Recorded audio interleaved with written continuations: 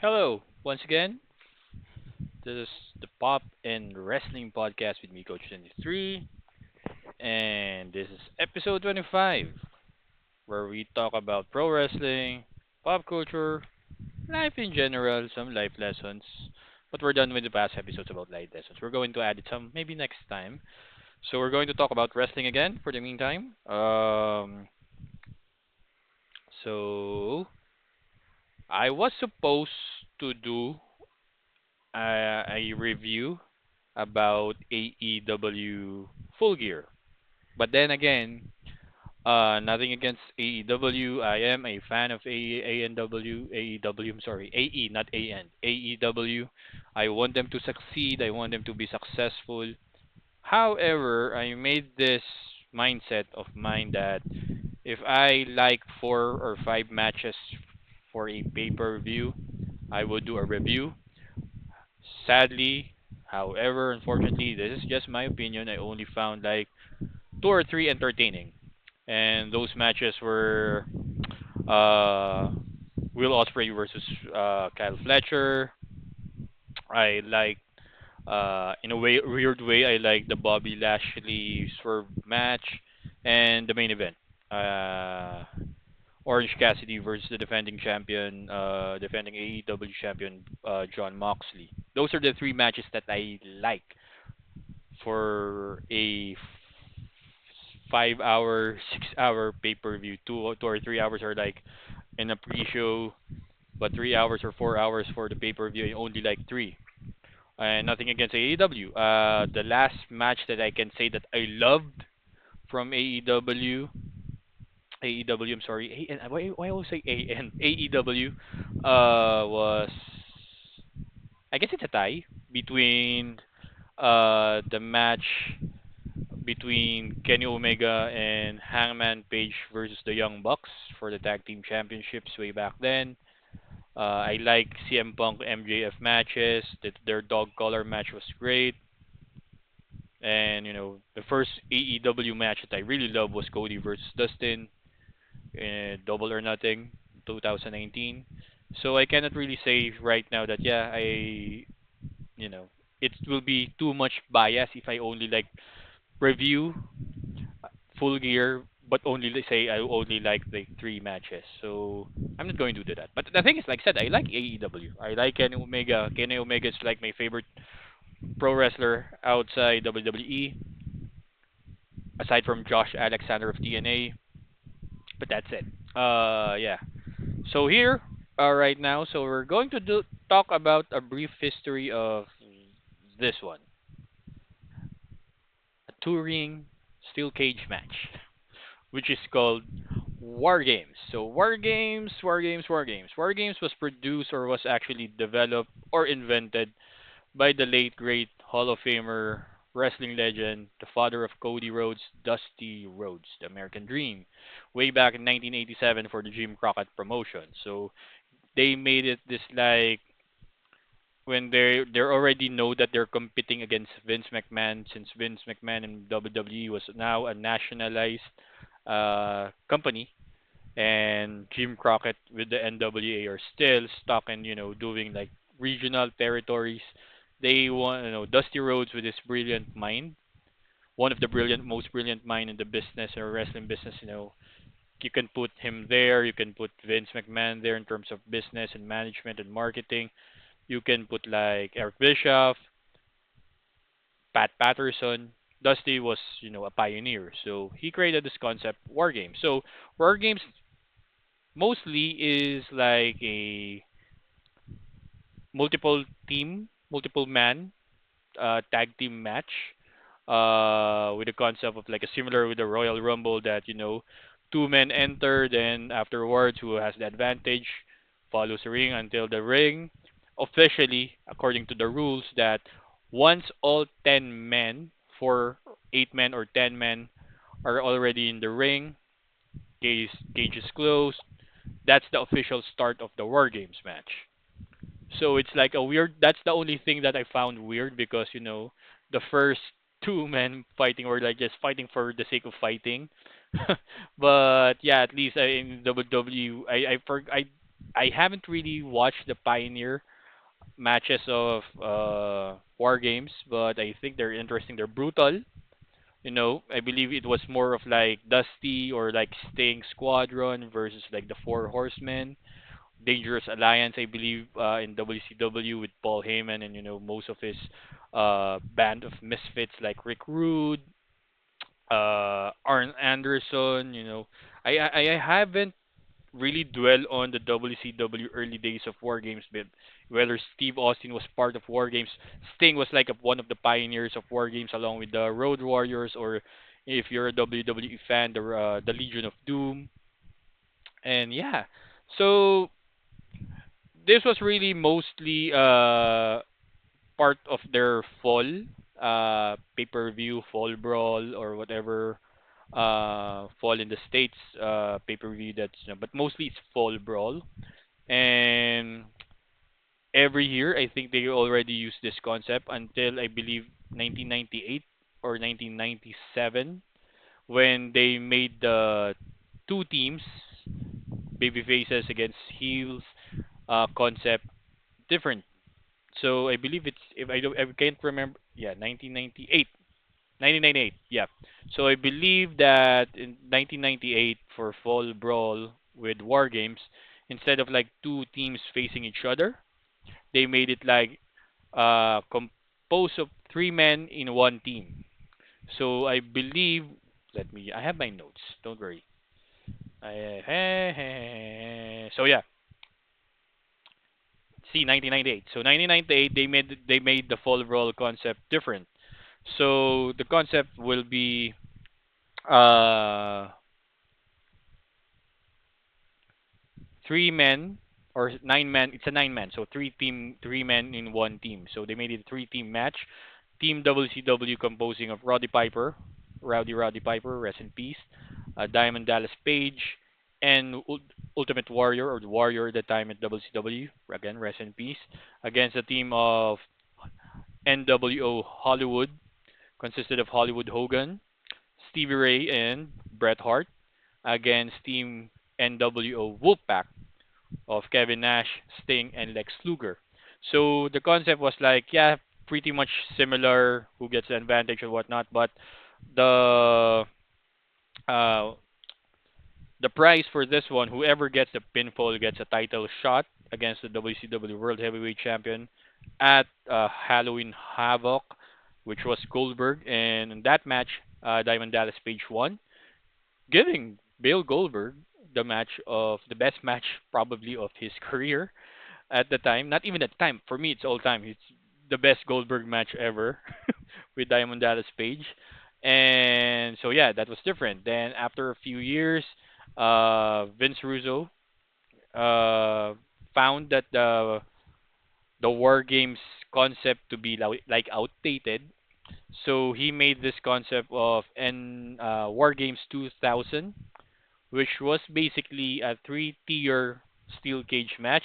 If you've seen the movie Ready to Rumble, that's where they got the concept, or they invented the concept. Look like it's like a Hell in a Cell, and there's like two mini cages, and the prize will be hanging out at the rafters, whether it's the championship title or whatnot.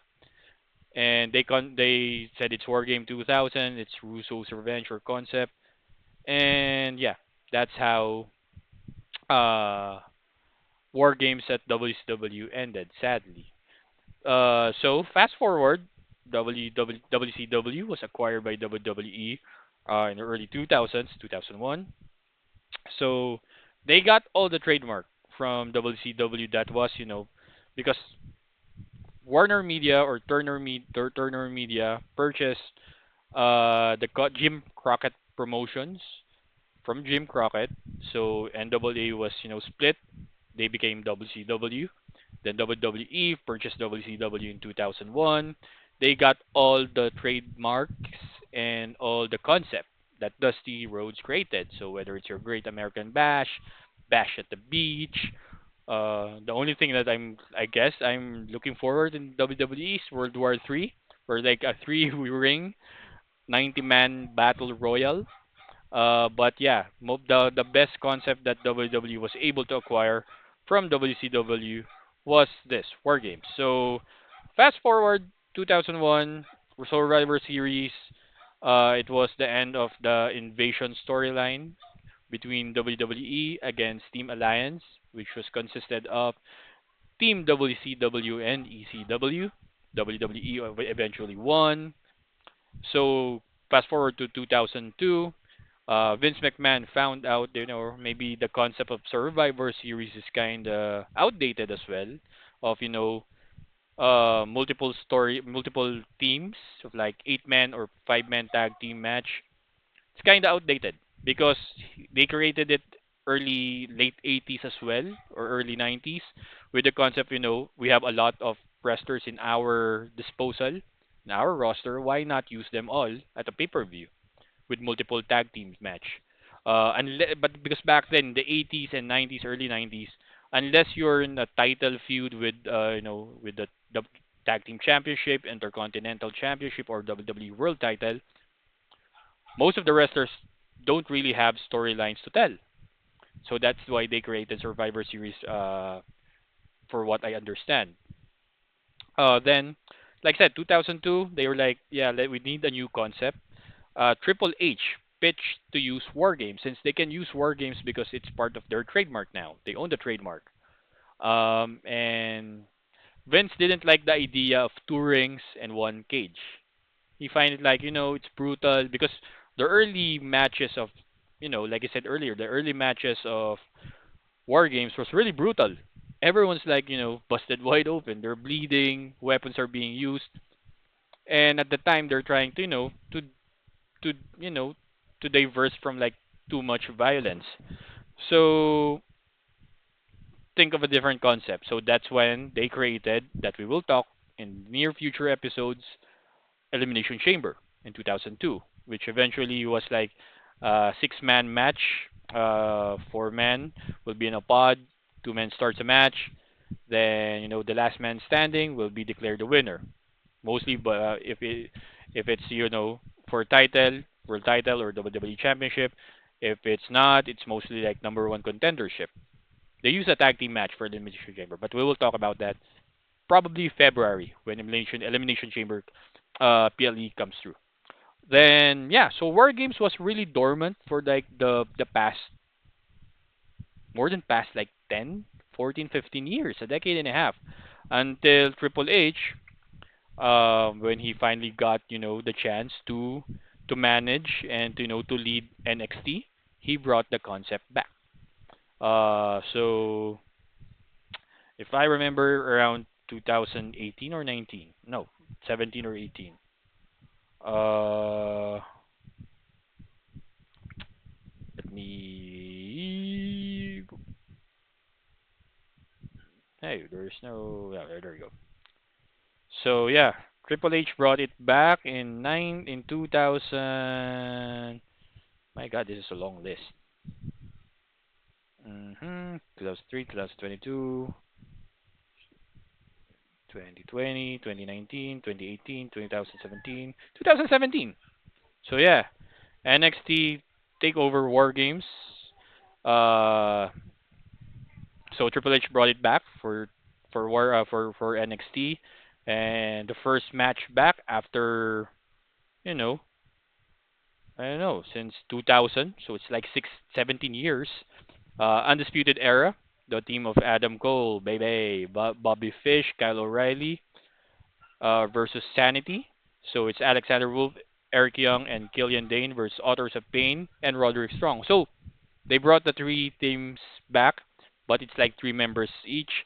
Then who won that match? I forget who won that match. Maybe we'll talk about that.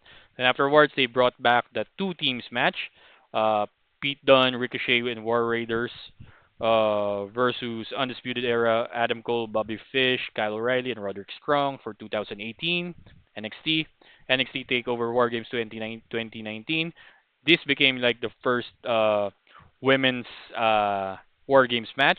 Team Rhea Ripley with Rhea Ripley, Candice LeRae, Tegan Knox, and Dakota Kai versus Team Shayna Baszler with Io Shirai, Bianca Belair, and Kaylee Ray. Wow, Bianca Belair was a heel. This is the first time I've seen this one. So yeah, shocking. All right. I think I have to go back and watch it NXT 2019. So yeah, then afterwards for that men's team, it was Team Champa of Tommaso Ciampa, Keith Lee, Dominic Dijakovic, and Kevin Owens against the Undisputed Era again. Then 2020, during pandemic, Team Candice LeRae, Dakota Kai, Raquel Gonzalez or Rodriguez, and Tony Storm. Yeah, former AEW champion, women's champion Tony Storm against Team Blackheart or Team Shotzi with Ember Moon, Rhea Ripley, and Io Shirai. Then the men's War Games at the time was actually one of my favorite War Games ever. It's the Undisputed Era. They were baby faces at this time. Adam Cole, Kyle O'Reilly, Bobby Fish, and Roderick Strong against heel group of Team McAfee. Pat McAfee, Pete Dunne, Danny Burch, and Oni Lorcan for NXT Takeover War Games 2000, which actually happened only at the Performance Center. It's you know Performance Center is quite big because they were able to put a cage and two rings there, and you have War Games also that happened Performance Center 2021. Female women's War Games Io Shirai, Kaylee Ray, Raquel Rodriguez, and Cora Jade versus Toxic Attraction of Mandy Rose, Gigi Dolan, Jacy Jane, and Dakota Kai.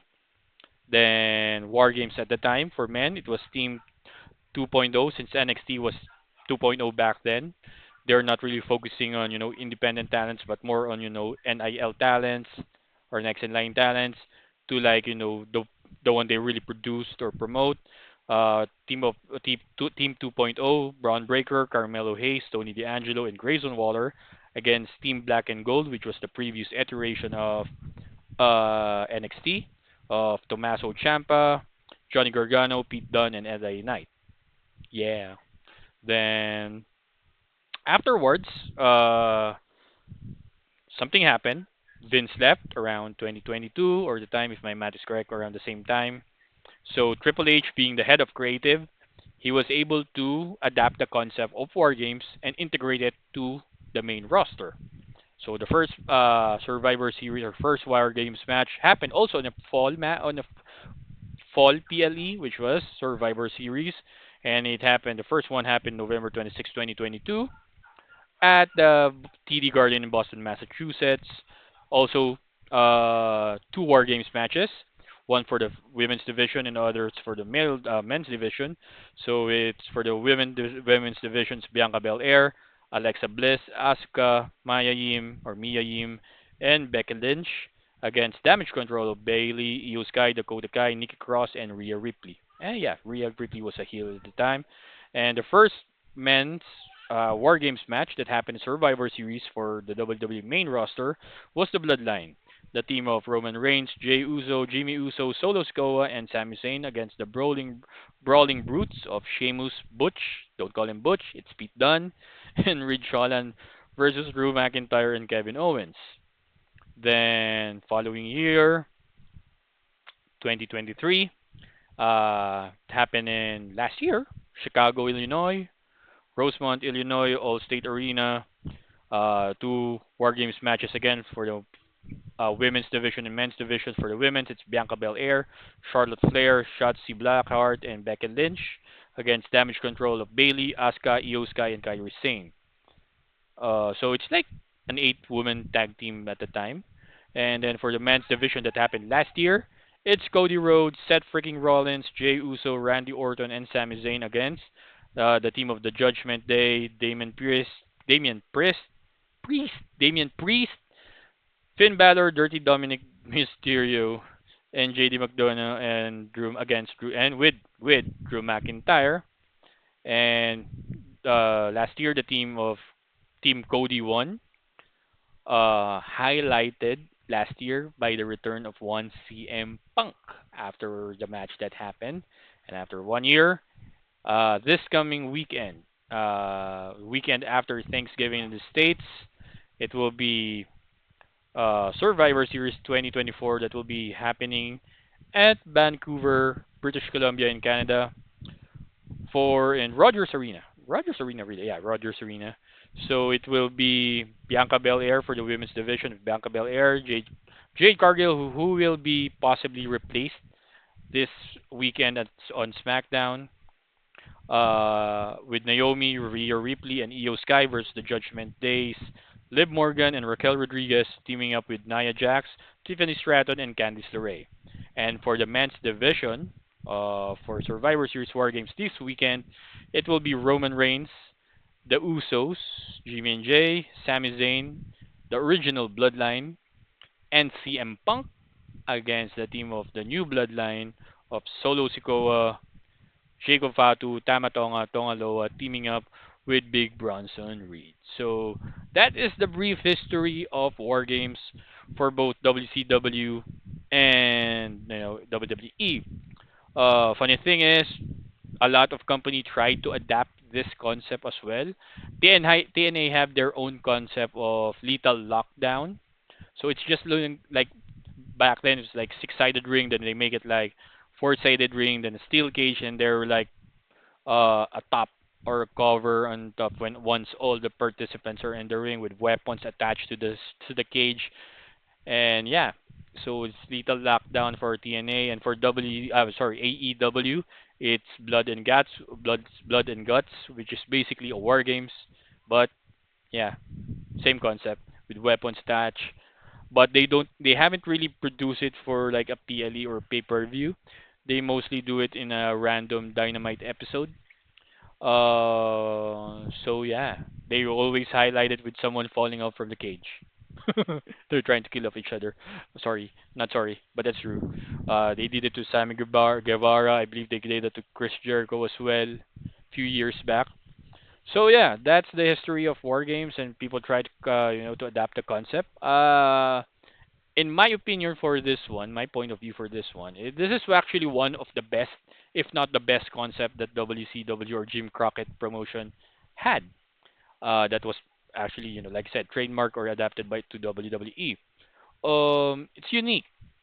Two rings, actually, for if you're like a business, if you're an owner like Vince, let's say maybe the reason Vince didn't want a touring concept is because you're like taking up space for someone or for the audience to watch. So it's like you're taking like I don't know 100, 200 people more in an arena to watch the ring or watch the match itself. But for me, it's fine.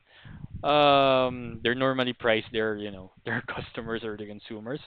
But yeah, this is actually one of the best Dusty Rhodes invention ever. Uh, that's actually been adapted. I don't mind if this weekend we will see blood like what we have seen last month at Bad Blood in Hell in a Cell between CM Punk and Drew McIntyre because I believe WWE is trying to adapt the concept of let's bring a little bit of an attitude back. But I don't like the blood idea of someone being busted open or bleeding every week or every month, as long as you keep it like in like if it makes sense, like for example a Hell in a Cell or a War Games, then it totally makes sense. um to be frank, to be in my opinion, I believe someone will be bleeding this weekend. I might be wrong, but at least 10%, 20% I think someone will, especially during the men's War Games match, and I'm looking forward to it because uh, War Games is a great concept, especially if if the promotion knows how to use it properly, and I believe WWE has done that the past 7 years now or 8 years, for 6 years. So AEW normally does that. They have blood during blood and guts. The reason, folks, you can Google it, you can Wikipedia it. The reason it's called Blood and Guts in AEW because they cannot use the War Games name, and it's like a snide, remark from Vince McMahon that AEW is nothing but blood and guts. And then you know what? Yeah, we can use that. And now they're paying the price because whenever their booker, their owner, say something silly or stupid, now that person can use it.